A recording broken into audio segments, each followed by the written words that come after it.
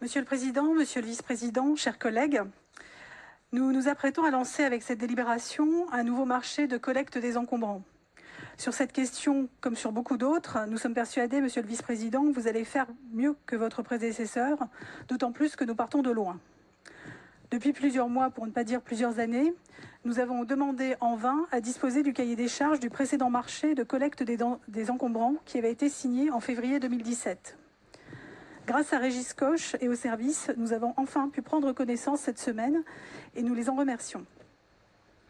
Mesdames et messieurs les élus, vous vous demandiez pourquoi les encombrants s'accumulent sur les trottoirs de vos communes, pourquoi ce sont dans bien des cas vos services municipaux qui sont obligés de ramasser aux frais de la commune des tas d'encombrants de plus en plus importants au fil des années. La réponse est dans ce cahier des charges de 2017. Depuis 3 ans et encore jusqu'en mai 2021, notre prestataire est payé au forfait. Qu'il ramasse beaucoup ou qu'il ne ramasse quasiment rien, il gagne exactement la même somme. À partir de là, comment s'étonner que ce prestataire n'ait pas, comme le font quasiment toutes les métropoles de France, cherché à mieux communiquer et à simplifier les choses pour que les métropolitains fassent plus souvent appel au service de collecte des encombrants. Il n'y avait tout simplement pas d'intérêt pour lui.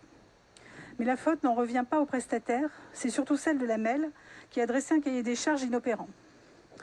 C'est la MEL qui a fixé au prestataire retenu un délai de 3 semaines pour procéder à la collecte, là où par exemple les contribuables parisiens peuvent disposer de créneaux de prise en charge de leurs encombrants dans la demi-journée qui suit leur appel.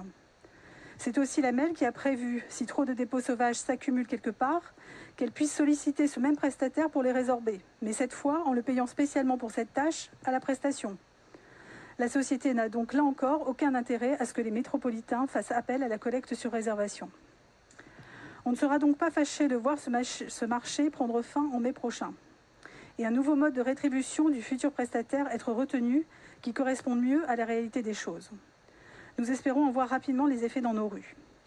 Nous espérons aussi limiter le poids financier de ce marché sur les finances de la MEL, qui a beaucoup d'investissements devant elle en matière de déchets. Or, le service actuel de collecte des encombrants non seulement ne nous satisfait pas, mais il nous coûte incroyablement cher. Comparons par exemple avec la métropole de Toulouse. Elle a beau ne peser que les 2/3 de la population de la MEL, on y collecte en porte-à-porte presque le double de ce qui est collecté chez nous. Quelque chose me dit que leur prestataire n'est pas payé, lui, au forfait. Eh bien, figurez-vous qu'à la métropole de Toulouse, une tonne d'encombrants collectés en porte-à-porte coûte 397 €. La même tonne nous coûte à nous MEL 697 €. Alors, cher Régis, je sais que tu partages nos attentes sur ce sujet, tu l'as d'ailleurs souligné juste à l'instant. Pour ce nouveau cahier des charges, pensons surtout à rendre ce service plus pratique et plus accessible aux métropolitains. Qu'il nous coûte cher, c'est une chose, mais pour ce prix-là, que le service soit assuré de façon qualitative et que cela redonne de l'oxygène aux services municipaux de propreté. Ce sont eux, en effet, qui se retrouvent à intervenir au quotidien pour éviter qu'un petit défaut sauvage ne se transforme en quelques heures après en un énorme tas. Le tout, évidemment, pris en charge par le budget communal et pas susceptible de remboursement de la part de la MEL, pourtant compétente en la matière. D'abord, dans ce cahier des charges, revoyons radicalement les délais. 3 semaines pour obtenir un rendez-vous de collecte, ce n'est pas possible pour un métropolitain qui n'a ni voiture pour se rendre à la déchetterie, ni la place nécessaire pour stocker dans son appartement. Cela revient pratiquement à le pousser au dépôt sauvage. Le président a pu dire par le passé qu'il souhaitait un service sous 24 heures. Pour notre part, il nous semble qu'un délai de 48 heures, comme il est pratiqué à Toulouse par exemple, est une base cohérente. Mettons aussi fin au système du tout par téléphone. Dans quasiment toutes les métropoles de France, on peut réserver son créneau de collecte sur un site internet de l'Interco ou de la ville. C'est impossible chez nous, où on nous demande d'appeler un numéro en 0800 entre 9 h et 17 h et où le système de rappel sur demande n'a pas été remis en route depuis la fin du confinement. Je parle bien sûr du premier confinement et pas de celui-ci. Permettons aux métropolitains aussi de réserver leur collecte d'encombrants sur une appli numérique. La MEL en dispose et donc pourquoi pas utiliser l'une de ces applications. Mettons aussi fin à l'obligation pour les métropolitains d'être présents en personne à leur domicile lorsque les collecteurs se présentent. La plupart du temps d'ailleurs, ceux-ci ne sonnent même pas à la porte lorsqu'ils arrivent.